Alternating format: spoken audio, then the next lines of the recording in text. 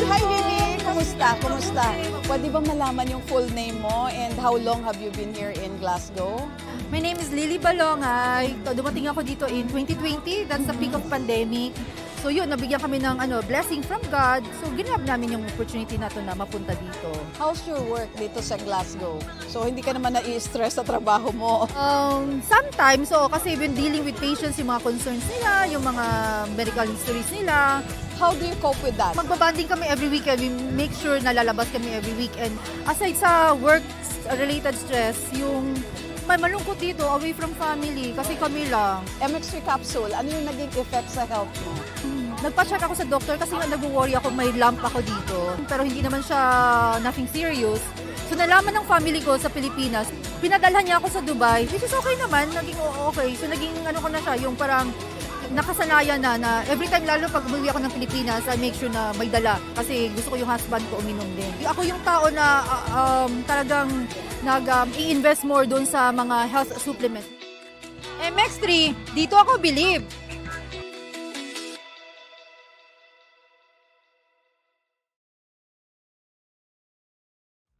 Pinakamakulit na girlfriend mo sa balat ng radyo. Isang magandang morning sa inyong lahat! Ako pa rin po nag-iisang girlfriend mo sa radio. My name is Lindsay.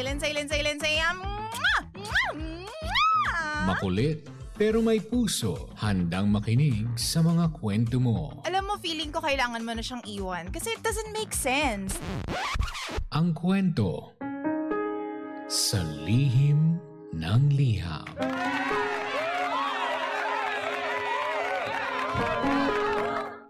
Mahal kong Lindsay. Good morning po sa lahat ng nakikinig dito sa Lihim ng Liham. Ako nga po pala si Marga. DJ, napasulat po ako kasi hindi ko po alam kung kakayanin ko pa.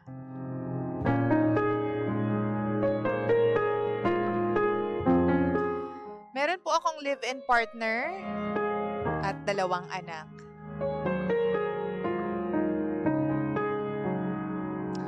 Yung tao kasi na dapat ay sandalan, yung uunawa at re-respeto sa mga desisyon mo, bakit parang yun pa yung taong gustong lagi kang nasasaktan?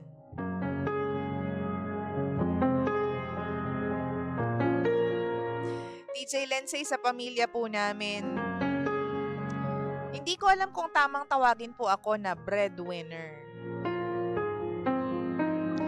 Meron po akong 4 na kapatid na walang mga asawa.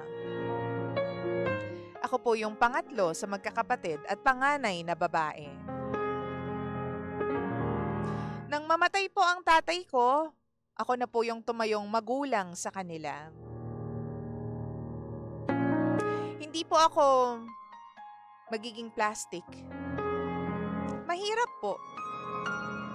Kasi parang lahat ng responsibilidad napunta na sa akin. Inaako ko po ang lahat. Masisisi mo ba ako kung mangarap ako ng mataas para sa kinabukasan ng mga kapatid ko? Ayokong maranasan nila yung hirap na pinagdaanan ko.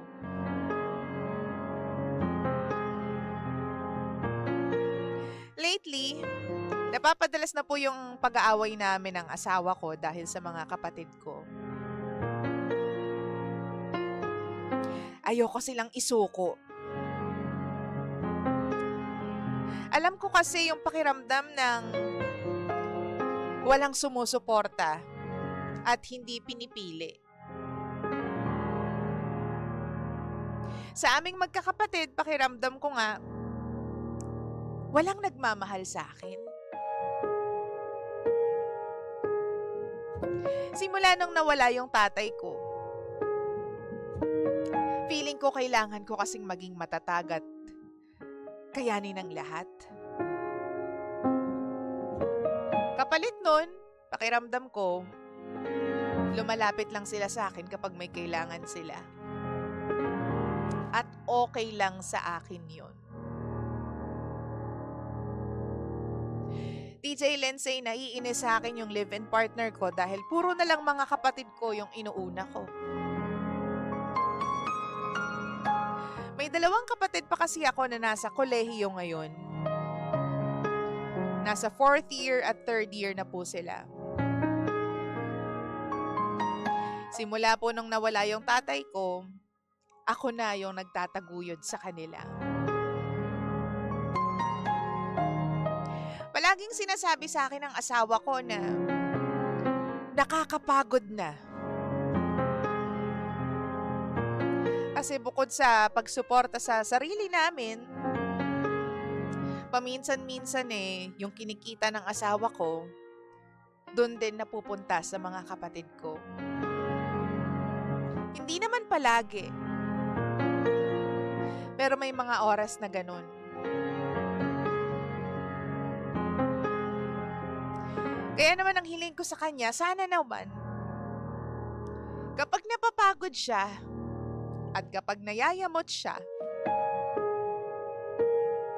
wag niyang gagamitan ng masasakit na salita yung mga kapatid ko. Huwag niyang saktan yung mga kapatid ko. Kasi DJ Lindsay, ako po yung nasasaktan eh. Sa tuwing nakakarinig po ako ng mga masasamang salita, yung mga sinasabi ng asawa ko tungkol sa kanila, ako yung mas naaapektuhan. Kahit murahin niya ako, titiisin ko. Huwag lang yung mga kapatid ko. Huwag lang sila. Kahit araw-araw pa kaming mag-away, mas pipiliin ko pa rin yung mga kapatid ko, DJ Lindsay. Di ko naman siya masisi. Alam kong napapagod na rin siya. Pero sana wag naman manakit. Sana wag naman ganun yung pakikitungo niya sa mga kapatid ko. Dahil ang masakit para sa kanila, mas masakit kesa sa akin.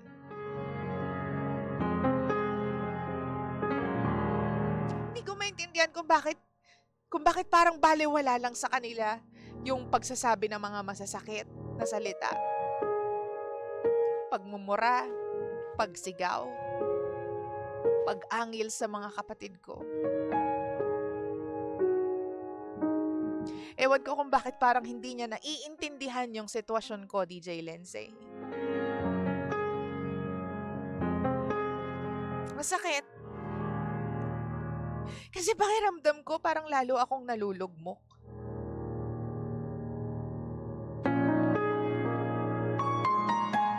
Nahihirapan na akong i-handle yung pamilya ko. Nahihirapan pa akong i-handle yung asawa ko.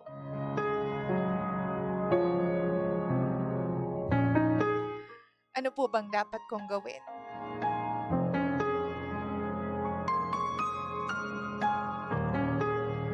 Muli, ako si Marga.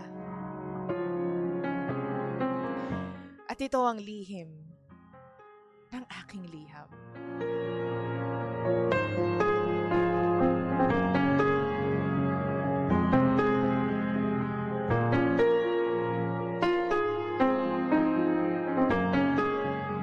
Lihim ng liham.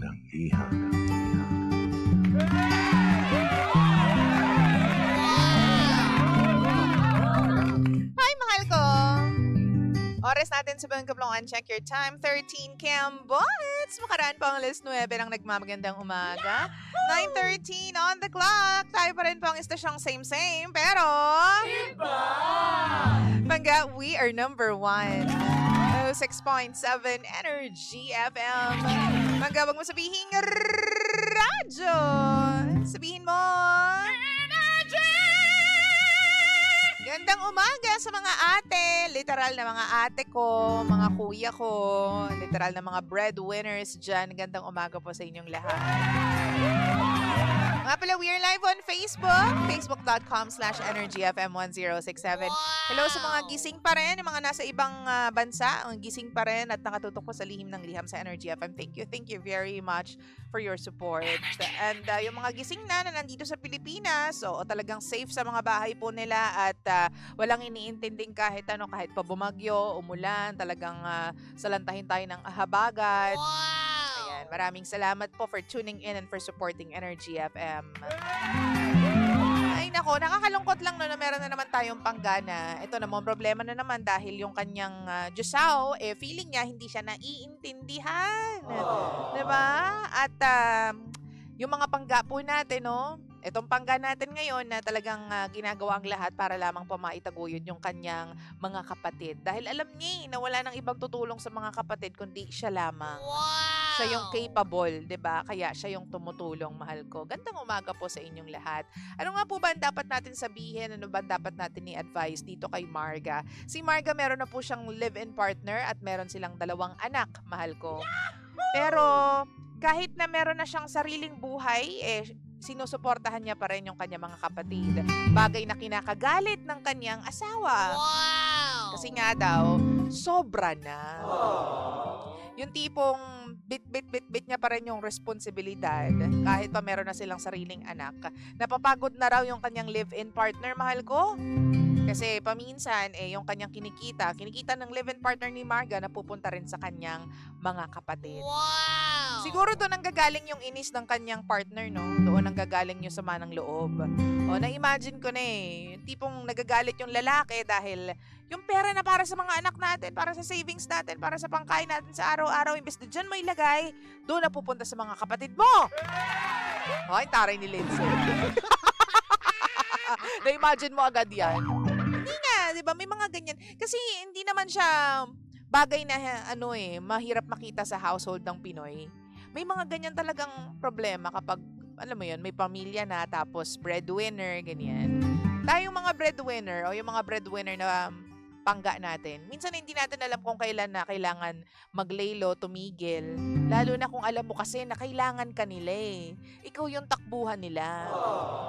Paano nga? Mahirap naman talaga, no? Okay Sabi ni Sir Rain, para sa akin, hindi totoong mahal ka ng partner mo. Dahil kung mahal ka niya, susuportahan ka niya. Kagaya ng asawa ko, hehe. He always supports my decisions when it comes sa mga kapatid ko, mapapera o bagay. Saludo ako sa iyo at ate at pareho kayo. May mga pamilya na yung mga kapatid ko support pa din ako dahil ako na yung nakaangat sa kanila. Diba? In fairness naman, di ba dapat ganyan? Sabi naman ni Josa, mahirap po talaga yan and gets ko din naman yung live-in partner mo. Pero dapat, una pa lang, na-discuss nyo na yung setup na yan and dapat clear sa kanya yon, di ba? Thank you very much, Josa. Ako naniniwala kasi ako na kapag talaga may sarili ka ng pamilya, lalo na pag lalaki, minsan hindi nila naiintindihan. Hindi ko po nila lahat, may mga ibang mga lalaki lang talaga na masyadong possessive sa kanilang mga earnings when it comes to providing for the family, for his family, para sa mga anak. Kasi may mga anak kayo Natural, alam mo yon, hindi naman siguro ikasasama ng imahe ng lalaki na to na unahin yung kanyang, alam mo yun, opinion na unahin muna yung iyong pamilya. Unahin mo muna yung mga anak natin bago yung ibang tao.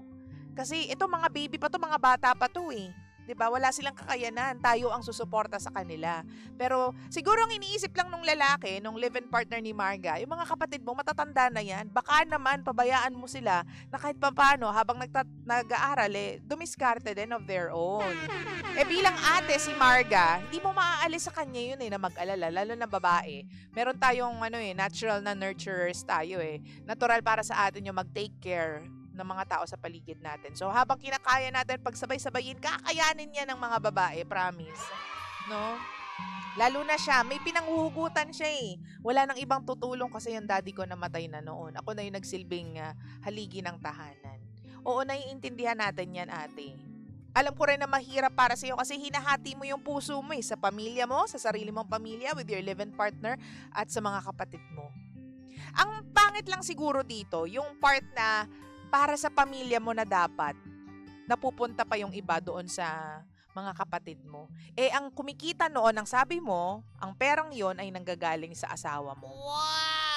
Kung napag-usapan niya ng maayos tulad ng sinabi ng ating commenter kanina, okay lang. Pero kasi alam niyo naman, along the way, mahal ko, may mga magbabago dyan. Hindi naman yan tipong sinabi natin to sa umpisa, alam mo yun, yan na yun forever and ever, amen. Hindi ganun minsan eh. Nagbabago pa rin eh. Lalo na, siguro, noon, ang luwag ng ng daloy ng pera sa asawa mo. Eh ngayon, medyo naging mahigpit, naging tight, naging mahirap kumita ng pera. So may magbabago at magbabago pa rin talaga. So, feeling ko doon lang nanggagaling yung galit o yung inis ng live-in partner mo. Yung tipong para sa mga anak nyo na, doon pa napupunta sa iba. So, siguro ako, kausapin mo muna ng maigi yung live-in partner mo. Lalo na, nabanggit mo sa sulat mo na napagsasalitaan ng hindi maganda. Girl, ang taong galit, laging magsasalita yan ng masasakit. 'Di ba? Kahit sino pa yung kausap niya, pag galit siya. Pero you have to understand, may emotions kasi yung lalaki, may emotions yung tao. No? Hayaan mo na muna yan. Pero kung talagang nakaka-harm na siya sa mental health mo and emotional health mo, kausapin mo siya ng malala. As in heart to heart, mahal ko. Hindi ko na gugustuhan yung ginagawa mo at sinasabi mo sa mga kapatid ko. So sabihin ng iba, nagawa niya na yan, DJ Lindsay. Kausapin mo pa rin. I-reiterate mo pa rin, mahal ko. Ulitin mo siya about it. O sabi naman dito, sabi ulit, kaya ate ayoko muna ng sariling pamilya eh. Committed pa kasi ako sa family ko. Totoo naman yan. Hindi kasi minsan nababago talaga, di ba, Diyosa? Akala mo okay sa umpisa lahat. Tapos biglang may mangyayari along the way. Sa kalagitnaan, biglang may magbabago. Wow! So dapat lang talaga, kalmado tayong lahat no sa life. Lalo na kung alam mo yun, nasa gitna kayo ng sarili mong pamilya at ng pamilya mo talaga, ng mga kapatid mo. No? Ang hirap talaga yung gusto mong ibigay, yung magandang buhay para sa mga kapatid mo, pero at the same time, hindi kayo pareho ng direksyon ng asawa mo. Kasi may temper yung asawa mo, kasi may pinanggagalingan yung asawa mo.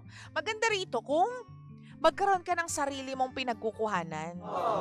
Diba? Kahit paano rumakit ka on the side habang inaalagaan yung mga anak mo. Hindi ko alam kung paano kasi hindi ko alam kung anong lifestyle ninyo. Pero mas maganda kung yung nakukuha mong pera sa asawa mo, dyan lang talaga sa pamilya mo. And then yung racket na pera mo, yun yung ibibigay mo sa mga kapatid mo. Diba? Yun lang yun. Yun lang yun, mahal ko. Kasi nagagalit siya dahil nagpapakapagod siya. Di natin alam kasi kung anong pinagdadaanan ng lalaking to para magkaroon ng pera, may provide sa mga anak niya para sa pamilya ninyo. 'Di ba? So, kailangan mo siyang maintindihan sa part na yon. Mahal ko sa relasyon, hindi lang dapat yung isa yung nakakaintindi.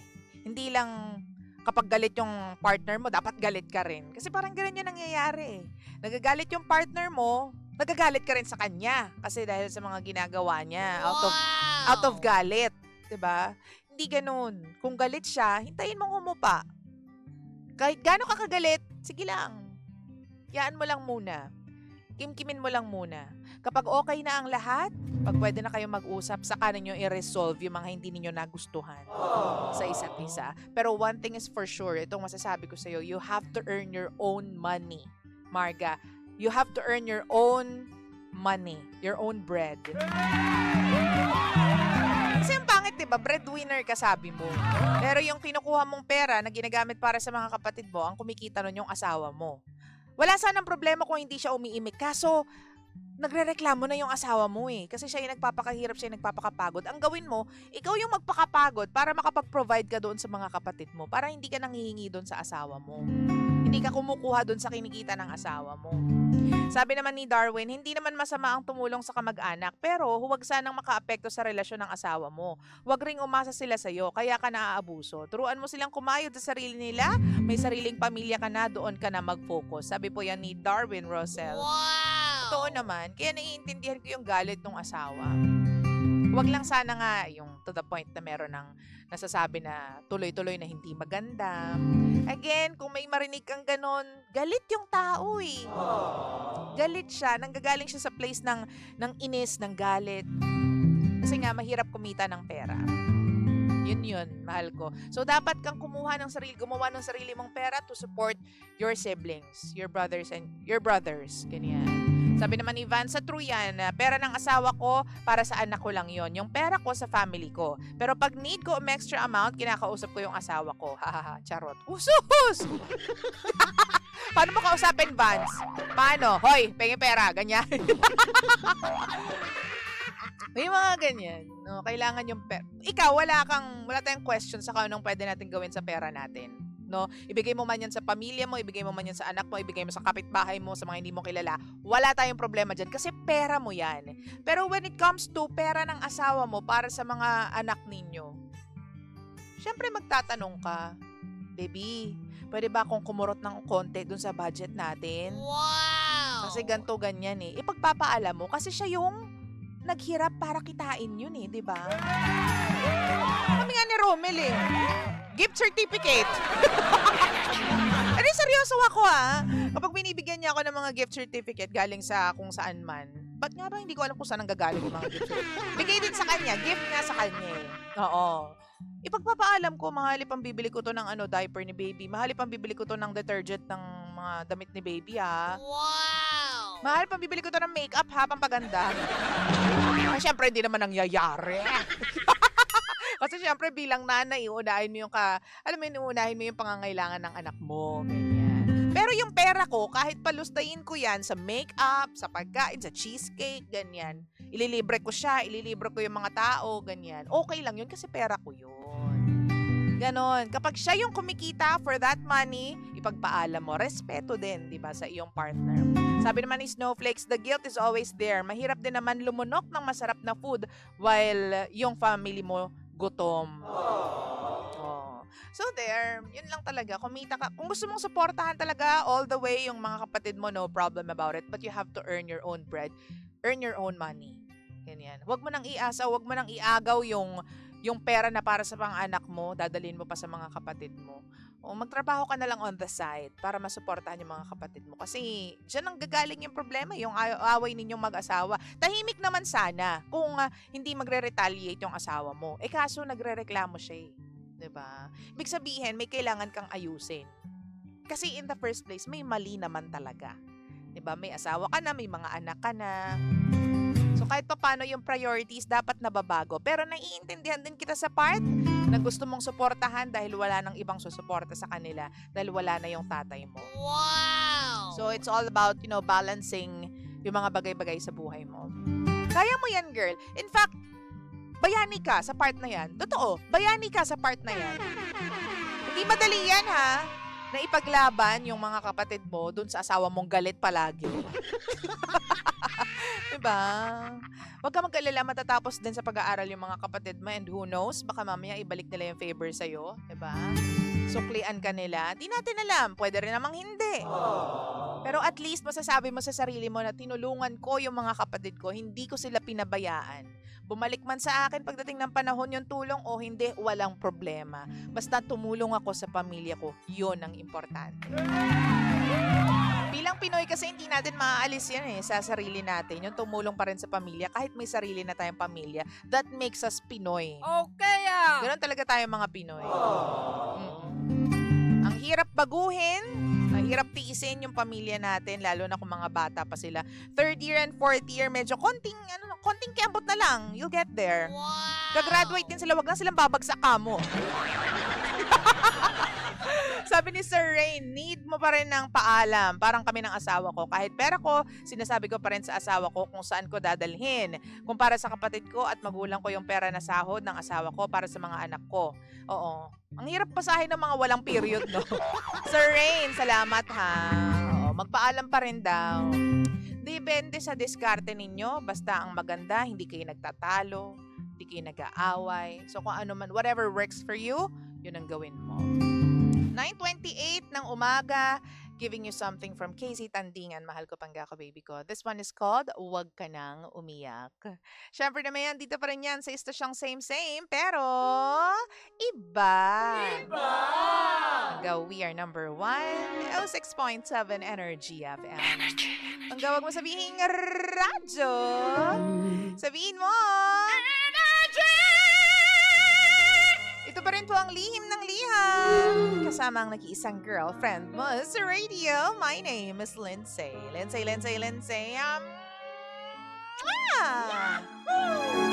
Tutok lang.